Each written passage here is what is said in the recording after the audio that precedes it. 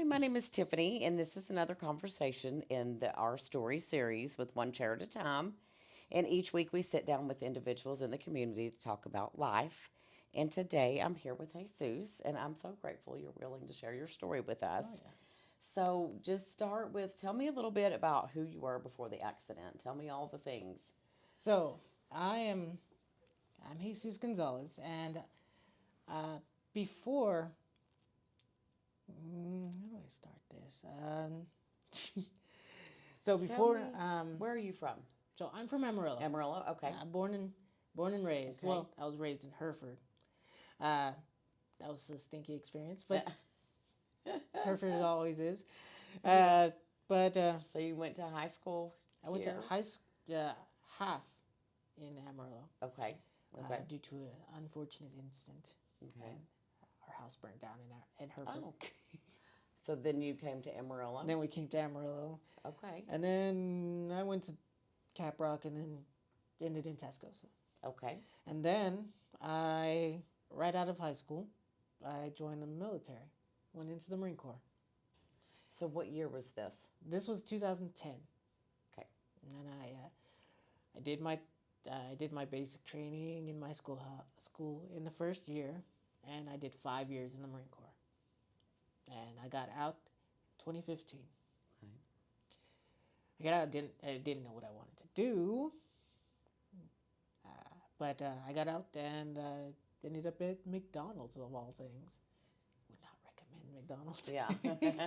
Well, hey, But it's a job. it's A job. a starter. Money. Yeah, I didn't have any jobs before the Marine Corps, so the Marine Corps And was usually my first going job. straight from high school, you don't. Yeah, and then I went through a few jobs between then and my injury. I got injured in 2022. Okay. Okay, I can go into that full story right Okay. now. Yeah. Or So 2015 is whenever you got out of the Marines. Had a few jobs in between there. So 2022 was when the accident happened. yes. Okay. Tell us what all you remember about that day, So and as I much remember or as little I as you want. remember the entire thing, and Okay. I'm fine Okay. with Good. telling it all. Okay. Good. So um, it was October 29th, 2022. It was around 10:30. It was dark. I was driving home. I was working at the post office at the time, the warehouse side. Um, I was driving home. It was a bit of an early day. They needed me to try training that I couldn't do after the fact. So I just ended up doing a regular work day just earlier than I normally did, because I normally got off at around 2 in the morning. Oh. Okay. Yeah, so it was a way early shift. Okay. So I was heading home. I lived off of 15th and Cleveland at the time. Well, about halfway between 15th and 16th. And I had one earbud in because my radio was broken. And I was just listening to music, just heading home to go to bed. At the intersection of 15th and Cleveland, as I was about to make my right hand turn, I turned on my turn signal. I was about to make the turn. This car from seemingly out of nowhere comes through on the right hand side. There's a bike lane there. It sideswipes me. I'm like, So actually hit your car. yeah. It just knocked off my mirror. Brushed it. Yeah. Yeah. So it was like, but the reason why I wasn't eligible for forklift certification was because I had accidents in the prior post office job I had. Because I was a courier before I was a warehouse guy. Oh. Okay. Yeah. Yeah, 2 accidents. And they're like, hey, no, that's not good. Right. Right. So, and they're like, but that disqualifies you for a certain amount of time for forklift training and stuff. But they didn't realize that until I got there. So that's why you got. That's why I was there. Left early. Yeah, that's why I was there early. That's why I left early. Okay. And so I was like, okay. I hear from it was my right ear that had the earbud. I hear from my left, hey, he's coming back. I'm like, okay. So maybe he'll come back. We'll exchange insurance information. We'll get this done like adults. So I make my turn. I park the car at the intersection. Get off the numbered streets. Get onto the on Cleveland. Uh, okay, I get out of my car. Go to the bike lane to pick up my mirror. As I said, he knocked it off. Uh, I'm standing with it in my hand, and I look toward the. If you didn't realize this, but Paladura High School is right over there, right down the street on 15th. Mm-hmm. So I'm looking down. I come from Ross. Oh, sorry, I bumped the mic. I come down from Ross, so I'm on 15th. So my car's facing north. I'm looking toward the high school, and there's his car. I can see the entire passenger side of his car. He blocked off the intersection on the other side of the intersection. I'm like, that's a little weird, but I'm just holding up my. I see a flash come from his passenger window, and I get shot in the throat. Oh my goodness. Yeah, if you're wondering, scar. Wow. Yeah, I see the scar now. Yeah, well, I sure the do. the majority of the scar is actually from the exploratory surgery that they did after. But yeah, I got shot right at the So bottom of there. it just comes straight at you. Yeah, I knew exactly what it was, because military experience. I Right. know what a muzzle flash looks like, Right. Right. and so I knew I had been shot. That wasn't up for debate. I Mm-hmm. went down like a sack of potatoes, Mm-hmm. So I said you just and I woke fall up. right to I the woke up ground. a few. It felt like seconds later. It could have been instant. I don't know how long it was, but he was gone already by the time I came back, and I was laying on my side, and I could feel a wet cough. I could still Mm-hmm. feel that part, but my legs, they they felt like they were in the air, but they couldn't feel or move them. So I was like, okay, I can't do anything with that. So I turn over onto my stomach, and my hands weren't really mobile at the time, but I could at least push my knuckle onto my throat where I thought the shot had been. Mm-hmm. Mm-hmm. And since this was Halloween weekend, I there was Halloween parties on that intersection. The house is at the intersection. So let's see. Uh, so I'm on my stomach. I'm calling for help. It's very raspy. It's even more Mm-hmm. raspy than it is right now. Mm-hmm. Mm-hmm. Yeah, and then So you're so yelling, help, help, help. this best I can, Mm-hmm. and so this is I'm gonna shift perspective here because this was told to me after. But two children at the Halloween party, because these are family Halloween parties. They they notice me, and they tell two adults, young adults, they're in like early 20s, and those two come up to me, and I don't know if it was military experience or because I knew what happened. I was really calm about the whole situation. The first question I asked, is there an exit wound?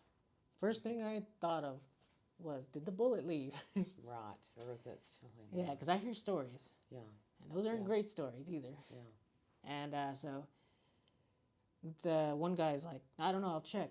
And the other guy was calling 911. This guy told me, because he met me in the hospital as well, he told me that as soon as he found it, he immediately stuck his finger in it. So there was an exit wound. There was an and exit he wound. found it. He And found that was back. it. It was on the shoulder right here. Oh, okay. Yeah, it came, it went in through the throat, nixed the top of the lung, and went out through the ribs in the back. Wow. Yeah. They we'll get into that in a second too. Mm-hmm. I tell the way I tell the story. I have a Mm-hmm. process for it. So, where was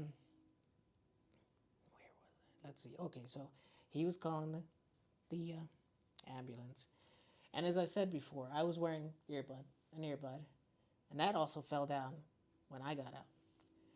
And this is something they find comical, but after I got after we got everything settled, I found my earbud. It was next to my head. I was like, so I bring it down toward my hip, and I just set it down there because couldn't really put it in my pocket.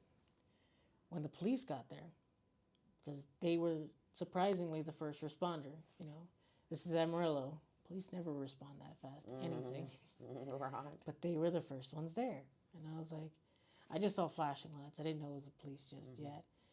So I asked the two guys, I was like, I tried pointing at my earbud. Hey, can you put this in my pocket? Yeah, it's I was like worrying about my earbud. yeah, you're not worried about the hole in your throat.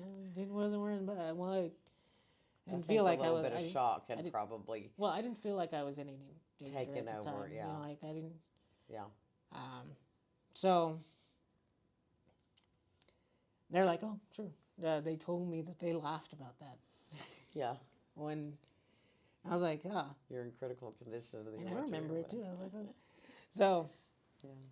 the police got out of his cruiser, and for some odd reason, he decides to set me up. Okay. In my head, I'm thinking, you're not supposed to do that for a neck injury. And I knew that mine was a neck injury.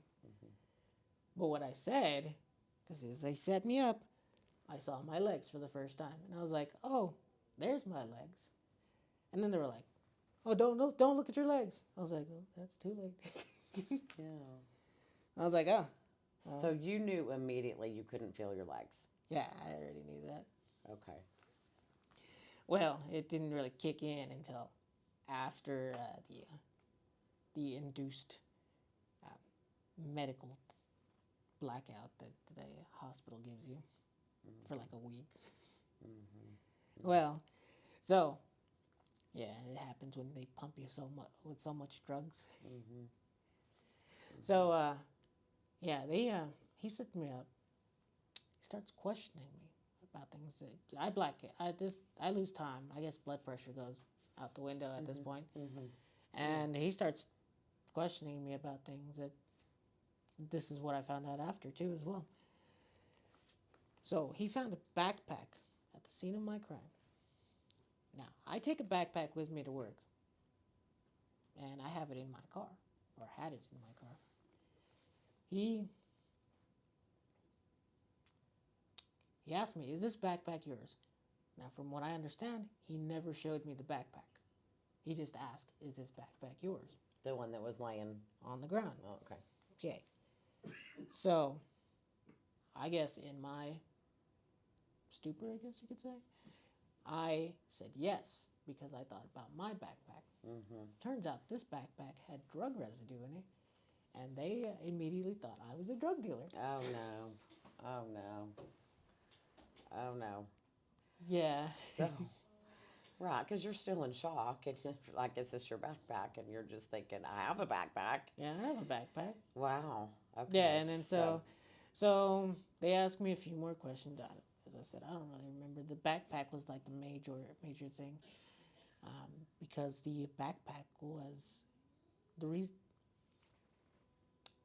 why the guy who sideswiped me is because he was getting rid of this backpack. It was the evidence from that guy.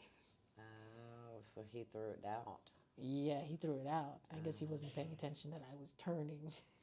Okay, I see. And so they set me back down. The ambulance gets there. They put me on a gurney. They ask me questions too, and they start cutting my clothes. And even though I didn't want them to cut the pants because I knew exactly where I'd been injured, and I tried to tell them that, they found out later that they did end up cutting my pants. Yeah. Yeah, sometimes you don't have control over that. Yeah, even though I had. Well, I told them, but they didn't listen. Either way, so the last thing I remember before getting all those meds put in me is the threshold of the hospital, and I was taken to BSA. Okay. Because fun fact, or I guess not so fun fact, there was over 21 shootings that day. Wow. My shooter shot at least 5 Oh, I did not know that on that same day, on that October same day. 29th. Yeah, he also killed someone right before me. Oh, wow. Yeah, Oh, he wow. got tried for capital murder for that one. I would think so. Yeah, he another fun fact is that he was caught the very next day. Thank goodness. I guess to add on to that, he was caught in the alleyway behind my brother's house. Oh, my goodness. My brother, by the way, my family didn't realize that I had been shot until 12 hours after I had been shot. Who notified your family? Well, I didn't have my emergency contacts updated. In your phone? And no, Or- I guess for BSA Oh, okay, gotcha. or the VA or anything like that. But they ended up finding my sister's phone number, and they contacted her while she was at church. Oh, my goodness. So she found out while she was at church. Oh, my goodness. Then she called my mom. My mom, they all basically hurried over to To BSA. BSA. So they took you to BSA because Northwest was full? No, Or- because there were so many shootings that they were alternating. Oh, okay. Okay. Who was gonna Alternating take it? hospitals. And BSA, I guess they just recently, at the time, started taking trauma. patients. Okay. So, because before then it was always Northwest for trauma patients. So now, how old were you I when was this happened? 30. 30. Yeah. Okay. Because it was October and I am born in December. Okay. Yeah. Okay. Yeah. Wow. And that was at least. So the last thing you remember is going through the threshold of BSA. Yeah. And then that was the start of my paralyzed life. Okay. And then there's the therapy and then the meds after. So they put you in a coma. I'm assuming you said you were in like an induced It wasn't coma. an induced coma. It was an induced blackout. You know how like when you, I don't know if you've ever drinking to the point that you stop remembering, but you can still move. Same thing, because I could still move. Some of the interesting stories that they told me after. So when I first got put in, they had to intubate me, which is putting a tube down my throat into my lungs. So the bullet didn't get your throat. No, it did. Oh, it did. So, Okay. here, So yeah, tell me about. Gotta get old. So Yeah, first off, tell me. they intubated me. Keep hitting this thing. Dum, dum, dum. So they thought I was gonna be a quadriplegic because I couldn't move my fingers. Okay. And I guess on a technicality, I am a tetraplegic because I can't feel certain parts, like right here and right here. Sensory loss brings me to that level. So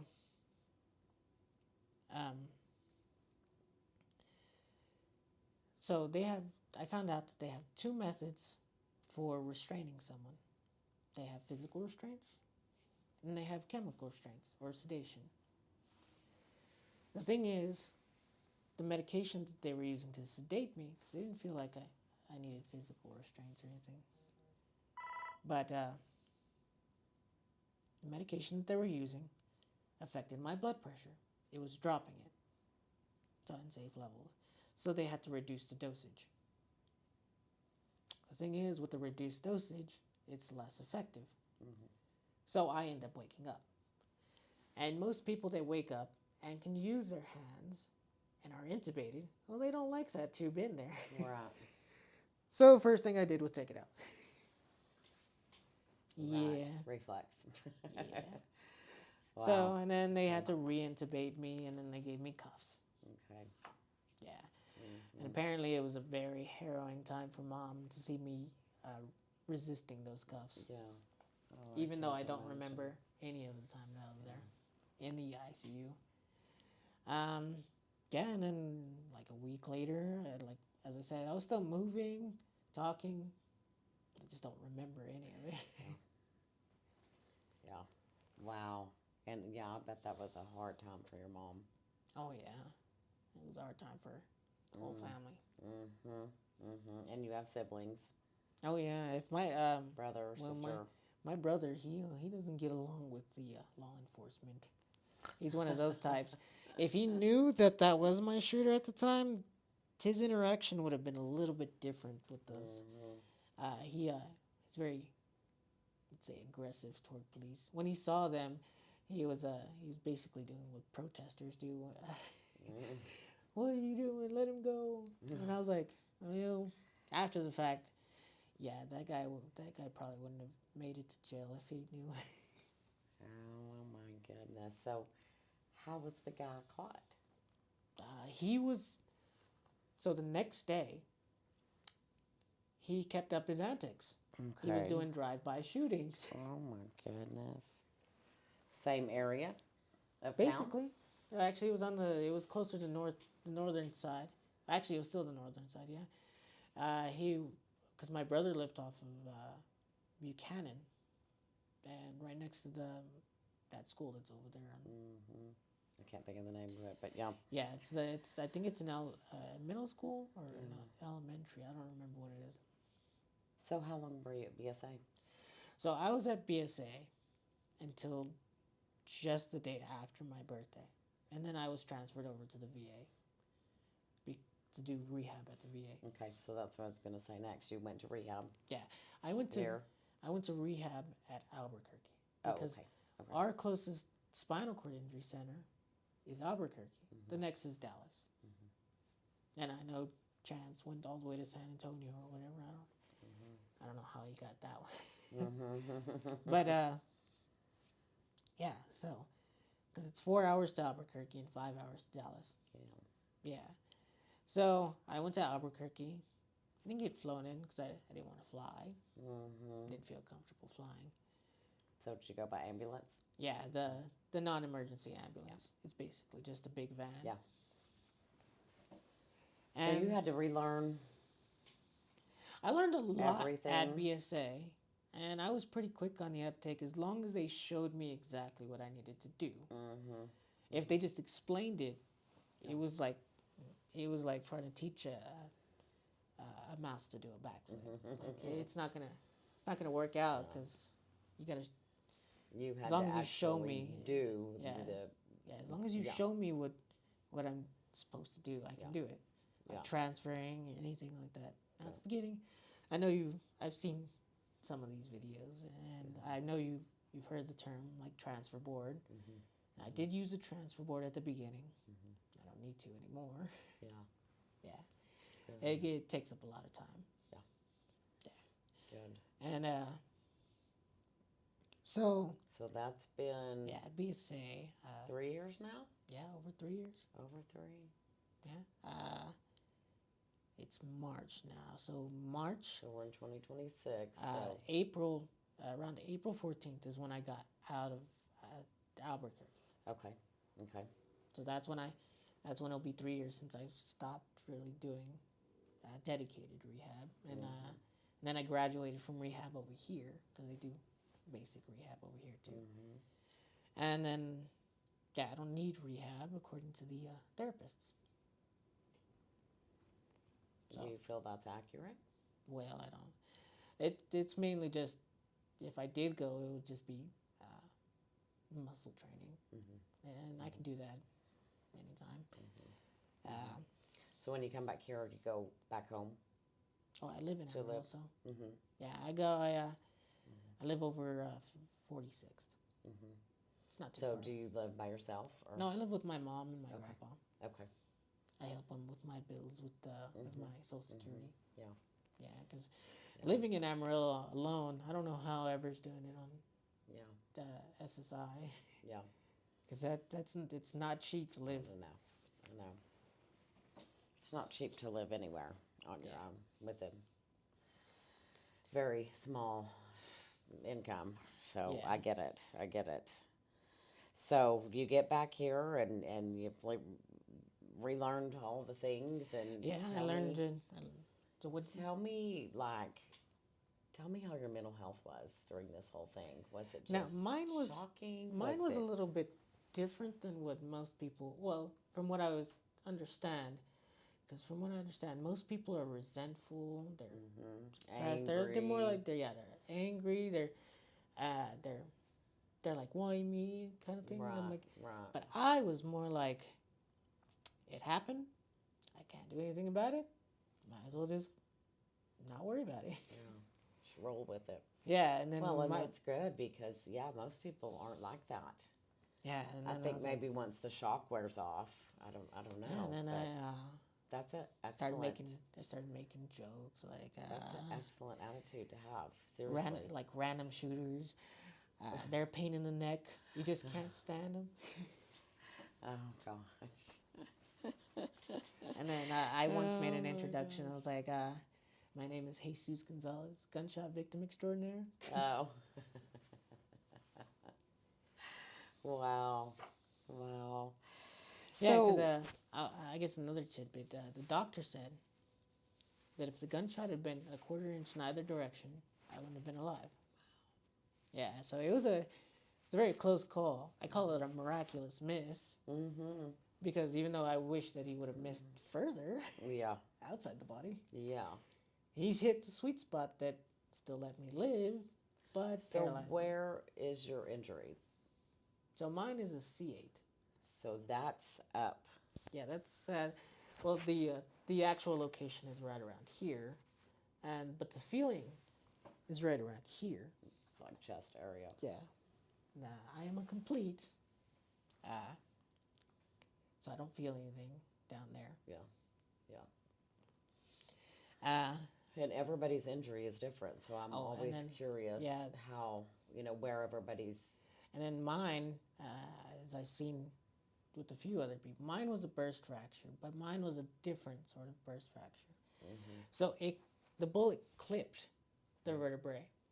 It didn't hit it straight on or anything like that, but the fragments went in and squeezed. They didn't sever or anything. They squeezed the spinal cord, and that squeezing, just like how a lot of people do with like animal tails, they tie it off and then so it falls off. Well, the same thing happened with my spinal cord. Those bone fragments cut off that circulation, and that's what caused the paralysis. So, did you have any kind of surgery No, for it? Or. they were it wasn't in a good position. Those bone fragments were in a good position. If they did surgery, that most likely would have made it worse. Yeah. Yeah. Yeah, at least that's what the neurosurgeon said. So Mm-hmm.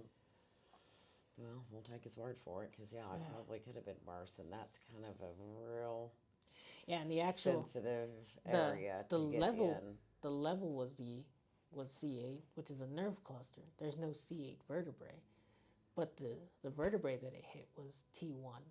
Okay. Yeah. Okay. Yeah, because I find out that there's different actual. So there's levels and then there's vertebrae. Then the levels refer to the nerve clusters. Okay. So at least that's I haven't seen that in any of your videos so far. I know. And I'm glad to explain that because Yeah. that's interesting to know. I didn't know that at all. Yeah, and I was like, I to be honest, none of the doctors actually said that. I was just looking at one of their wall pictures one day, and I was like, oh, The one Wait that's a in the sec. frames where it. I was like, yeah. wait a second, there's no C8 up there. Why are they saying I'm a C8? Huh. Because the pictures were showing the vertebrae itself, Yep. but not the nerve clusters. So The that's nerve what I thought. yeah. Wow. And I was like, oh, that's strange. So Why do would you have- you still see a doctor regularly at the VA, or Yes, do I you do. have anything that's have kind a- of come from this where you need to go? Well, most of the time, it's just the annual visits at the at Albuquerque for annual evaluations, and I also see my primary for regular annual evaluations. And then my primary sends me to any specialty doctor I need, like wound care, Yeah. if I have pressure sores, Yeah. which are definitely something every paralyzed person should know. Right. how to take care of their skin. Absolutely.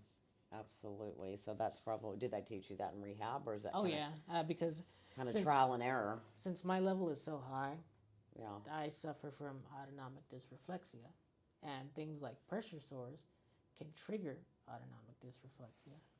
And that's I don't know if you've heard that term just yet. Mm-mm. So autonomic dysreflexia is usually a condition that's seen with T6 and above.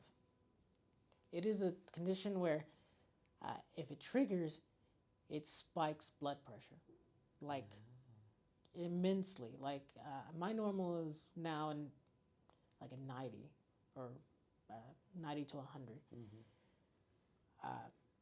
The spike is over 220. Oh, wow. Wow.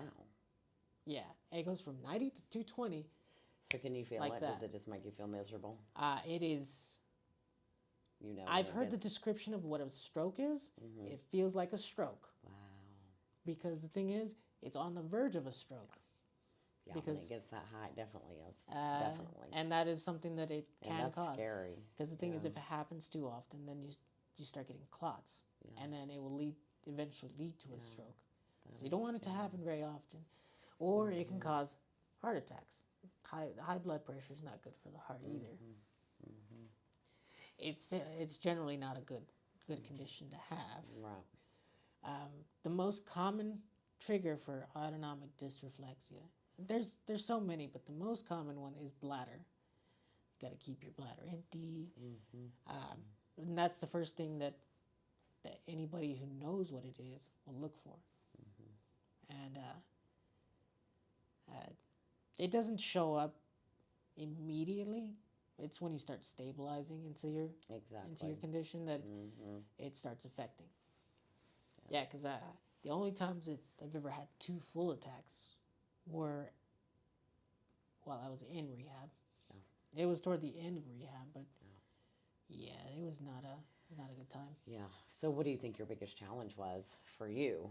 Because I know everybody has different, as far as rehab and getting out and learning to do certain things again. Well, my personal biggest challenge was motivation. Yeah. Yeah, because I didn't know what I wanted to do before the injury, and I definitely didn't know what I wanted to do after, especially because most of my skills, my job skills required these things. Yeah. I get it. And I was like, oh, well, Yeah. I have no job skills anymore. And I was like, I don't know what to do. Yeah. I was like, well, and I get it. So tell me how you met Joe Chris now Joe, in one chair at a time. I met and him everybody. at BSA. But here's the thing. He wasn't coming to see me. He was coming to see another kid who had gotten shot next door to me. By that same person. Different person. Oh, really? Yeah, there was multiple shooters That was that a day. popular day. Well, I mean, as we said, you start resentful. Anger. Yeah, you were angry. mad. Why did this happen to me? And all of that. And until that settles down, Even some of the people that are in our group today, you can't even Yeah, hear what anybody's saying. even in the people in the group today, not everyone started off liking Joe, but he warms up to you. Now I guess we'll keep backtracking to the hospital thing. So I did have a trach. That's where they put a little tube in your throat, because the bullet went through my trachea itself. They used the same hole. They used the bullet hole as the site for the trach. So mine was a little left. Interesting. Well, mine was a little more left than the average trach. Yeah. And when I met Joe, I was bedridden still. And I couldn't speak because I had the trach. Now, what I found out later is I could have just plugged up the hole and I could have spoke. And you could have brought. Yeah, they don't tell you that at the beginning. Right. I was like, oh. And here I was all struggling to have my sister read my lips Yeah. because my mom wasn't able to. Yeah. Hey, Yeah. crazy guys. Yeah,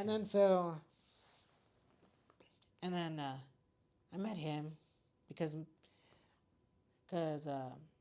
he was talking to one of the nurses out out in the hallway. And my mom overheard him. And she saw him. And she asked if he could come see me. Mm-hmm. I was in bed, and I was like, I couldn't really move too much. I had a neck brace. Mm-hmm. Mm-hmm. So I couldn't really look at him. I didn't get a really good look until much later. Mm-hmm. When I could actually sit up. Right. Now the first time I ever met the other guys, I first met Ever, Tim, and Matt, which you met two of them already. Yes. They came to hold a birthday party for me at the hospital.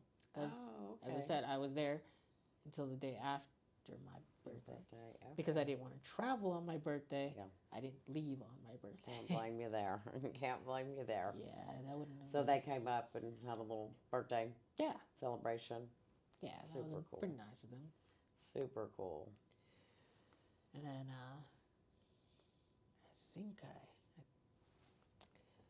it was just, most of the hospital was, most of my therapists were pretty nice. Mm-hmm. So, I mean, I don't think I've ever met a not nice therapist so far.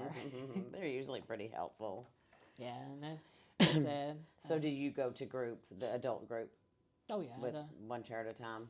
Go to their monthly visits. I don't really do too much outside that. It's like, I'm not very, I'm not the most sociable person. Yeah. Then I don't really, it's not like I get invites. Yeah. I was like, I just kind of stay at home because there's not much to do. Yeah. Well, not in Amarillo, Texas. Yeah, definitely not Amarillo. I know. Maybe if we're in Dallas, but not Amarillo. I mean, it's starting to get a little bit better, but I mean, most things you can do here is go out clubbing, drinking. Yeah. I was like, I don't do any of those. Yeah. It's like that. Or the Sod Poodle Stadium that didn't actually need to be in downtown. Because the traffic just got worse when they put that in. Yeah, I agree. And it wasn't even for like. What can you tell somebody if they are in your situation and they wake up in a hospital, they are paralyzed? What advice can you give somebody just to help them through those first few days? And because I know that's got to be tough, just wrapping your mind around them. Try not to overthink things. It's probably the biggest thing you're thinking about right now, but you'll find out later that it's not as big as you think, and you can get through it. I've seen plenty of examples like Joe and Ever, all the guys in the group, and even Kendra. Yeah. They all could make it through, and they were all successful. And, well, at least successful in relevance. Don't overthink it. Yeah. Just don't overthink things. Yeah.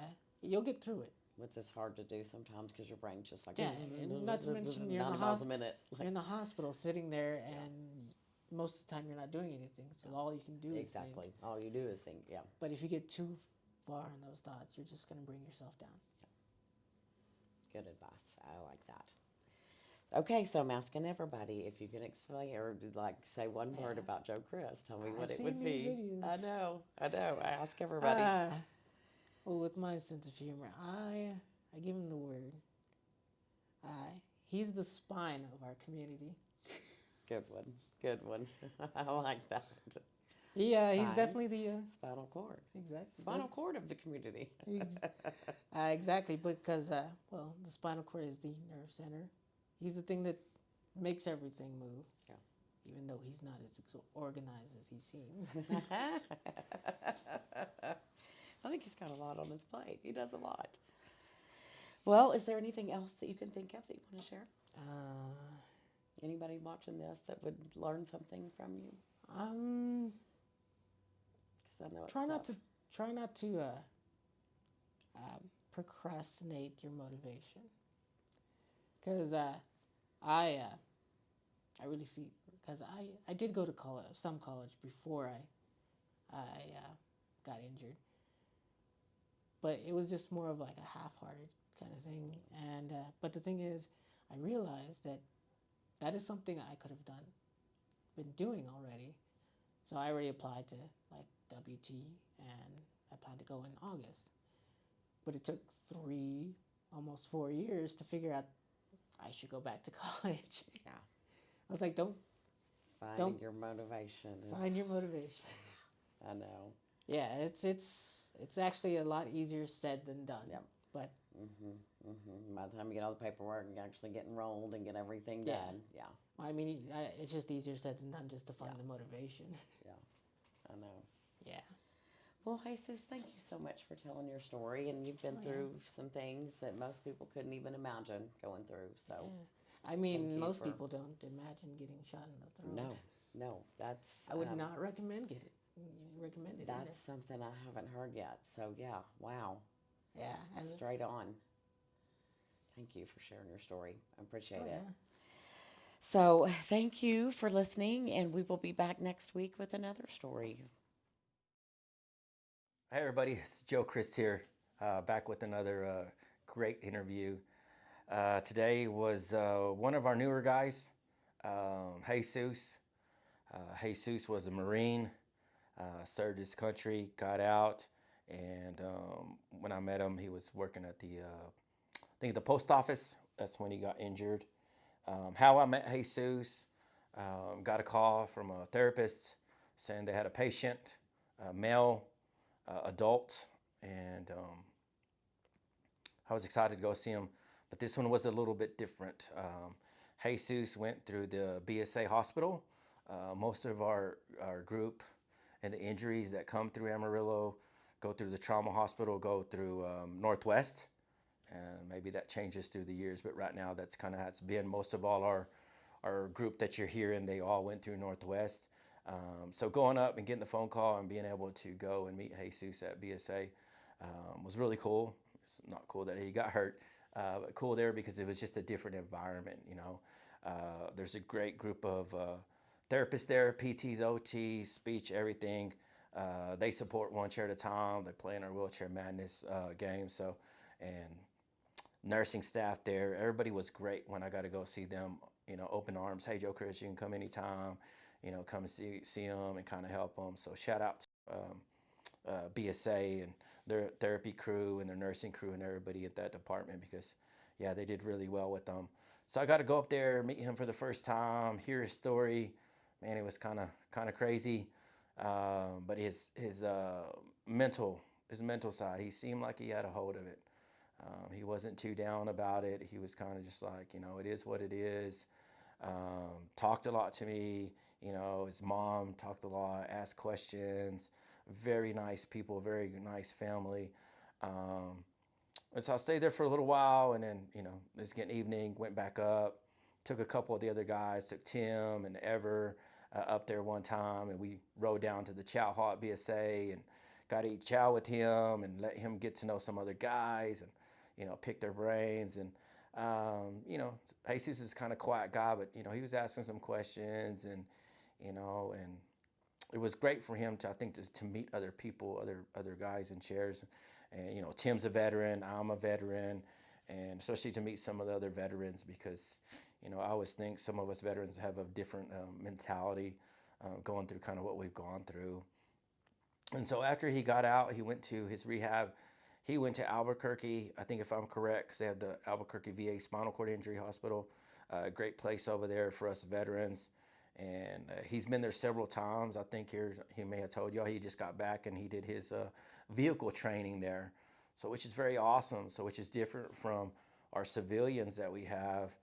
They had to do the training, you know, to learn to drive on their own. They had to pay, go to Lubbock. I think Kendra went to Lubbock, and it's probably about $500. You have to pay this gentleman, and they drive with you and tell you what you need.